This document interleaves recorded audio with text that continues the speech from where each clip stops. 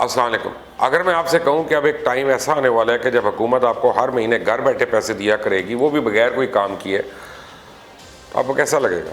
آپ سوچیں گے شاید میں مذاق کروں. نہیں، یہ مذاق نہیں ہے. دراصل یہ ایک ایسی اکنامک پالیسی ہے جو کہ بہت سے ممالک لاگو کرنے کا سوچ رہے ہیں، اور کئی ممالک میں تو اس کے اوپر عمل درآمد شروع بھی ہو گیا، جبکہ کچھ ممالک میں ابھی اس میں تجربہ ہو رہا ہے. اور اس پالیسی کا نام ہے یونیورسل بیسک انکم.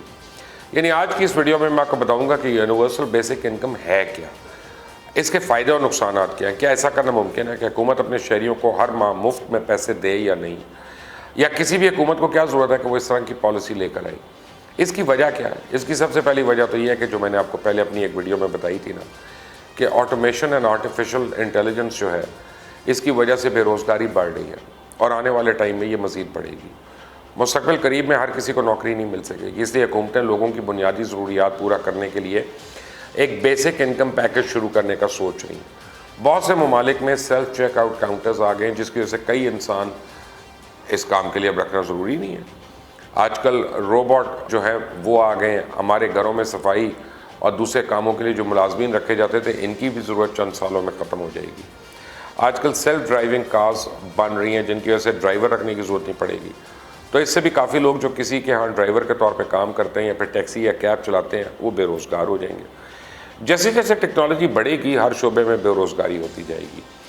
حال ہی میں ایک معروف امریکن کمپنی مائکروسافٹ نے بھی اپنی MSN ویب سائٹ کے ذریعے درجنوں صحافیوں کی جگہ خود کار نظام کے استعمال کا منصوبہ بنایا، جس کے ذریعے خبروں کو سلیکٹ کرنے، شائع کرنے، کہانیوں کو نئے انداز میں کہنے اور ان پہ کیپشن لگانے کا کام اب صحافیوں کی جگہ آرٹیفیشل انٹیلیجنس کا استعمال کرتے روبوٹ سے کرایا جائے گا. اور جون کے آخر تک تقریباً 50 کانٹریکٹ نیوز پروڈیوسرز اپنی ملازمت سے محروم ہو جائیں گے. مائکروسافٹ ان بہت سی ٹیکنالوجی کمپنیز میں سے ایک ہے جنہوں نے اخراجات کم کرنے کے لیے روبوٹس اور ان کا جرنلزم میں تجربہ کیا. اس بات گوگل بھی اس قسم کے منصوبہ کام کرنے کے لیے سرمایہ کاری کر رہا ہے. اب اگر ہم اپنی موجودہ صورتحال کو دیکھیں تو وبا کی وجہ سے پہلے ہی کافی لوگوں کی نوکریاں ختم ہو چکی ہیں. اقوام متحدہ کی تنظیم کے مطابق اس وقت یہ خطرہ پیدا ہو گیا کہ دنیا کے تقریباً نصف مزدور اپنے روزگار سے محروم ہو جائیں گے. اس سال جون کے آخر تک تقریباً 305 ملین ملازمتیں ختم ہو جائیں گی. خود اپنا کاروبار کرنے والوں کو بھی اگر شامل کر لیا گیا تو دنیا میں مجموعی طور پہ 436 ملین کمپنیز کو شدید خطرات ہیں. اس لیے کچھ ممالک ایسے بھی ہیں کہ یہ بیسک انکم سکیم متعارف کرانا چاہ رہے ہیں. اسپین نے اسکیم پر عمل بھی کرنا شروع کر دیا، جس کے تحت ہر مہینے 462 یورو ہر شہری کو دیے جائیں گے. آئرلینڈ نے نہ صرف 1600 یورو ہر گھر کو دیے، بلکہ ان کی بجلی اور پانی کے بل بھی معاف کر دیے. اب امریکہ میں پریزیڈنشل کیمپین 2020 چل رہی ہے، جس میں ایک امیدوار اینڈرو یانگ نے اس بات کا وعدہ کیا کہ اگر وہ الیکشن جیت گیا تو وہ ہر شہری کو $1000 ہر ماہ دے گا. اس الیکشن مہم سے پہلے کوئی پچھلے 2 سال سے یعنی اینڈرو یانگ یہی بات کریں، جس پر اب مارچ 2020 میں دا نیو یارک ٹائمز نے ایک سٹوری بھی شائع کی. اور Andrew یانگ's $1000 a month idea may have seemed absurd before but not now. اور اس کے علاوہ ہلری کلنٹن بھی یونیورسل بیسک انکم اسکیم پر بہت زیادہ بات کر چکی ہیں. اس اسکیم کا فائدہ یہ ہے کہ اس سے غربت ختم ہوگی، اور ایسے لوگ جو مجبوری میں کام کرتے ہیں، جن کی تنخواہ بہت کم ہے، وہ بھی نوکری چھوڑ سکتے ہیں، کیونکہ ان کو اپنی ضروریات پوری کرنے کے لیے ایک بنیادی انکم مل جائے گی. اور اس کے بعد وہ جو کام کریں گے وہ صرف وہ کام ہوگا جو ان کو پسند ہوگا، جس کے لیے ان کا بہت پیشن ہوگا، اور اس سے وہ سوسائٹی پہ کنٹریبیوٹ کر سکتے ہیں. لوگ اپنے گھر والوں کے ساتھ زیادہ ٹائم گزار سکتے ہیں. کسی کو ٹینشن نہیں ہوگی کہ اس کو پڑھائی کے ساتھ نوکری بھی کرنی پڑے گی، یا یہ ڈگری کرنے کے بعد نوکری ملے گی یا نہیں. پھر نوجوان نوکری کے لیے نہیں بلکہ اپنی شوق کے لیے تعلیم حاصل کریں گے. حکومت اس بات کو بھی یقینی بنائے گی کہ پیسے صحیح جگہ پہنچ رہے ہیں یا نہیں. اور کیونکہ حکومت ہر ایک کو پیسے دے گی تو اس لیے نا کہ چیک اینڈ بیلنس رکھنے کی ضرورت بھی ختم ہو جائے گی کہ یہ پیسے پہنچ رہے ہیں کہ نہیں. اس طرح اسکیم میں کرپشن کا بھی کوئی چانس نہیں ہوگا. اب اس کے نیگیٹو ایفیکٹس کی بات کریں تو سب کو فری پیسے ملیں گے تو لوگ سست ہو جائیں گے، کاہل ہو جائیں گے، کام نہیں کرنا چاہیں گے. دوسرا پوائنٹ یہ ہے کہ اس سے معیشت پہ اثر پڑے گا، پیسے کی قدر میں کمی آئے گی، مہنگائی ہوگی. فری میں پیسے تو ملیں گے تو لوگ ہو سکتا ہے وہ چیزیں بھی خریدنا شروع کر دیں جس کی ان کو ضرورت نہیں ہے، جس کی وجہ سے طلب بڑھے گی، پہ کمپنیز اور چیزیں بنائیں گی، اور اس طرح پیسے کی کمی ہو جائے گی اور اس کا فائدہ نہیں ہوگا. اس طرح اگر حکومت کی طرف سے پیسہ کسی وجہ سے بھی آنا بند ہو گیا تو لوگ ایک دم سے تو کوئی نوکری یا کاروبار نہیں کر سکتے. ایک اور نقصان دیکھا جائے تو یہ ہوگا غریب تو پھر غریب رہے گا.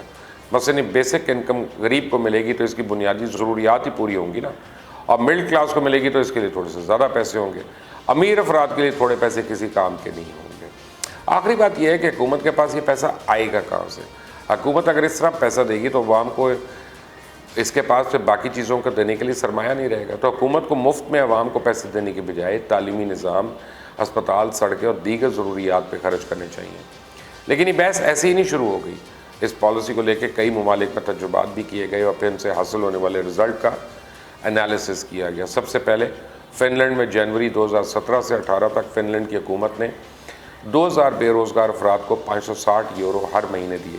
ابھی تک اس کے جو نتائج سامنے آئے اس کے مطابق ان لوگوں کی صحت پہلے سے بہتر ہوئی, وہ لوگ خوش رہنے شروع ہو گئے, لیکن نقصان یہ ہوا کہ ان لوگوں کو جاب نہیں ملی. اور دوسرا تجربہ کینیڈا میں کیا گیا, جہاں 3 سال تک اس طرح کچھ لوگوں کو ہر مہینے ایک بیسک انکم دی گئی, اور اس کا نتیجہ بھی یہی دیکھنے میں آیا, لوگوں کی صحت بہتر ہوئی, حکومت کے صحت کے اخراجات میں کمی آئی. یہاں تک کہ بھارت میں بھی اب اس پہ تجربہ کیا گیا, اور ایک بھارتی ریاست کے 12 گاؤں میں یہ تجربہ کیا گیا اور اس کے بہت مثبت نتائج آئے. لوگوں کی صحت اچھی ہو گئی, بچے اسکول جانا شروع ہو گئے, اور تو اور بزنس زیادہ ہونے لگے. اب اگر اس کی پاکستان میں بات کی جائے تو پاکستان میں اس طرح کے تجربات کی ایک مثال بے نظیر انکم سپورٹ پروگرام ہے, جو 2008 میں پسماندہ عورتوں کی مدد کے لیے شروع کیا گیا. اس کے ذریعے 60 سے 70 لاکھ غریب خاندانوں کی مالی مدد کی گئی, اور اب موجودہ حکومت نے اس منصوبے کا دائرہ کار بڑھاتے ہوئے احساس کفالت پروگرام شروع کیا. اس میں عورتوں کے ساتھ ساتھ مردوں میں بھی رقم تقسیم کی گئی. اگر دیکھا جائے تو یہ سسٹم بھی یونیورسل بیسک انکم کی ایک کڑی ہے, اور احساس پروگرام میں اپریل تک 36,82,000 خاندانوں میں 44 ارب 19 کروڑ 40 لاکھ روپے تقسیم ہو چکے ہوں گے. اور سب سے اہم بات یہ ہے کہ پروگرام کے ذریعے آئین کے آرٹیکل D35 میں تبدیلی لائی گئی, جس سے عوام کو خوراک اور رہائش کی بنیادی سہولیات مہیا کرنا حکومت کی ذمہ داریوں میں شامل ہوگا. ایسا نہ کرنے کی صورت میں حکومت کو جواب دہ ٹھہرایا جا سکتا ہے. ہو سکتا ہے اس طرح کے پروگرام سے ملنے والی رقم کچھ لوگوں کے لیے اہم نہ ہو, لیکن بہت سے لوگ ایسے ہیں جن کے لیے یہ مالی معاونت ان کی زندگی کا پہیہ چلانے کے لیے اہم ہے.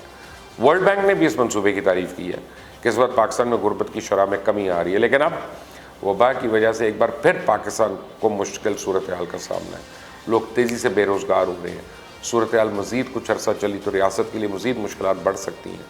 اس کا واحد حل عوام کو بنیادی ضروریات کی فراہمی ممکن بنانا ہے. میری رائے تو یہ ہے کہ یونیورسل انکم کے پہلے دوسرے ممالک کو دیکھا جائے کہ ان کے کیا رزلٹ آتے ہیں, اس کے بعد کوئی جامع منصوبہ بنایا جائے. اس کے علاوہ نوجوانوں کو جدید تعلیم دی جائے تاکہ اس وبا کے بعد آٹومیشن اینڈ آرٹیفیشل انٹیلیجنس کے دور میں بھی وہ اپنے لیے روزگار کو یقینی بنا سکیں, کیونکہ آنے والے وقت کا مقابلہ ٹیکنالوجی کو سیکھ کر ہی کیا جا سکتا ہے. لیکن اگر عوام آنے والے وقت کے لیے تیار نہ ہوئی تو پھر یہ بوجھ حکومت پہ ہی پڑے گا. آپ دیکھ رہے ہیں مبشر لقمان یوٹیوب چینل, اس کو سبسکرائب کریں, بیل آئیکن پریس کریں. Until the next time, Allah Hafiz.